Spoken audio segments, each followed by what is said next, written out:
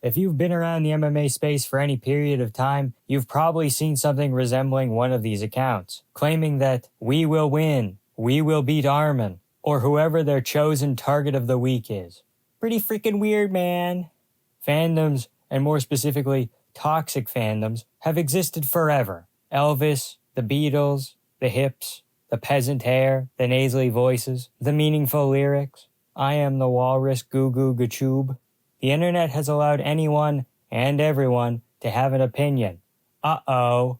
MMA, a sport already kind of filled with some pretty shady people, has some fans with some pretty weird takes. Takes that, if you said it about a politician, would probably put you in jail, or at least an asylum.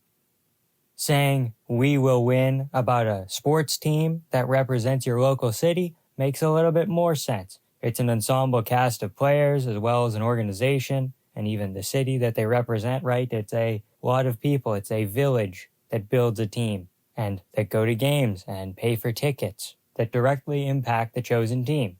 MMA isn't really like that. People on Twitter don't really leave the house. I doubt they're buying tickets. They're probably not even legally streaming the fights. But MMA is not only unique because it's a personal one-on-one sport, then we'd be seeing these kinds of people have chess fan pages. It's because there's this underlying nationality, cultural battle going on where these people can put all their chips behind someone and say, not only am I a fan of them, not only do they represent me, I am one with them. I am part of their team, part of their success. Most MMA fighters only interact with like 5 people on a regular basis that actually help them to prepare for the fight.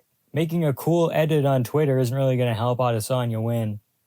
And as a guy who commentates on the world of MMA, I get a lot of scrutiny from people. There's no other field where you get this level of scrutiny. Other than maybe medicine, you can talk about a video game and you can say, I don't know about this level design and the music was kind of weird. You can talk about anything else. Oh, the food wasn't my taste, you know. But I come out here and I say, I don't think this fighter really performed well. And everybody's on my case. I can't even tell you how many times people in my comments have told me that my take is completely irrelevant just because I am not a professional fighter or a coach or a psychiatrist. It's insane. By the way, it's 23. I have it on a little chalkboard behind me. Don't comment that again. I'm running out of room on my chalkboard. MMA's parasocial relationships come in many forms. Some people make edits. Relatively harmless. Hey, maybe Adesanya will see this, he'll give it a like, it'll be cool. And then things begin to ramp up a little bit. Oh, I'm a body language expert. I hate that. I hate MMA Twitter body language experts. It's the worst. Who cares? Oh, at the face-off, Max looked scared. Max took a round off Topuria. Who cares? And then there's these people who pick one fighter, and that is their entire social media presence. I am a Topuria fan. Under every UFC post, I will post something about Topuria. I'll say, when's Topuria fighting? He just fought. Oh, but when's he fighting? You should book him. He should be in Spain. He should fight in his backyard. Okay, we get it. Let's calm down. That's just crazy. I wouldn't be caught dead naming my channel after another grown man and relying on them completely. Relying on one sport, one company, is already a little iffy. But just on one person, exclusively Ilia Topuria, he's going to retire in probably 5 to 6 years. What do you do then? But in my opinion, the creme de la creme, the main example that I want to point to in this video, is MMA Chick. The MMA Chick? Who cares? This account is the main culprit of these people when they refer to themselves and the fighters as being a team, as being weak. This account, they are clinically insane. First off, unreliable narrator. A somewhat scantily clad lady would generally not be a Dagestani lover. Not saying it can't happen, but the ideology's a little bit incompatible.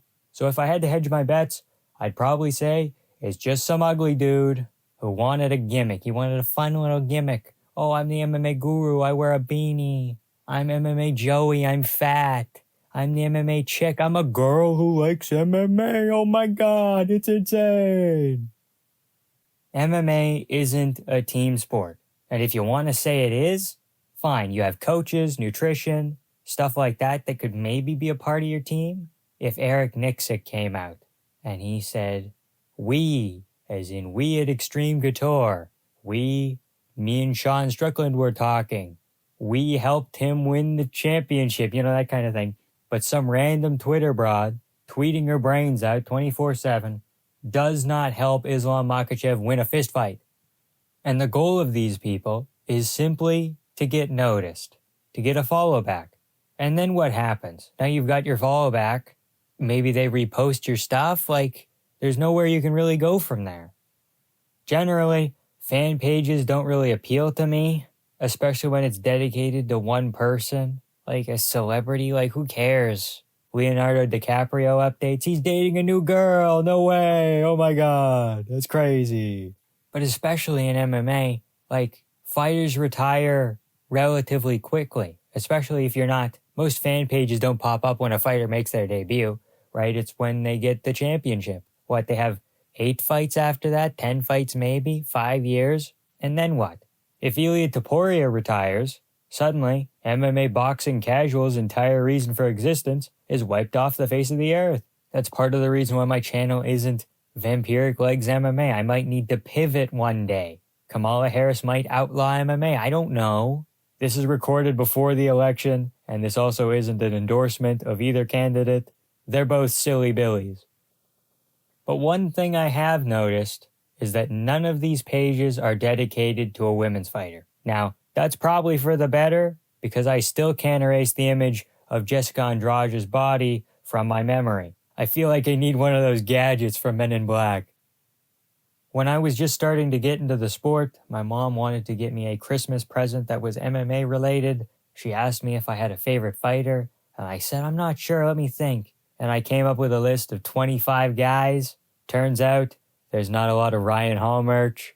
She got me this shirt instead, and as grateful as I am, I can't wear this shirt in public. People are going to think I'm a grade A asshole. I have trouble even picking a favorite fighter most days. Because some days I'm feeling like Ilia Topuria, I'm feeling cocky, and then other days I'm like, yeah, Lando Venata, yeah, woo, yeah. I like fighters from up and down the card, from different eras. Even if I tried, I couldn't pick an MMA fighter to make a fan page about. I'm just too indecisive. Anyways, MMA parasocial relationships, probably not healthy.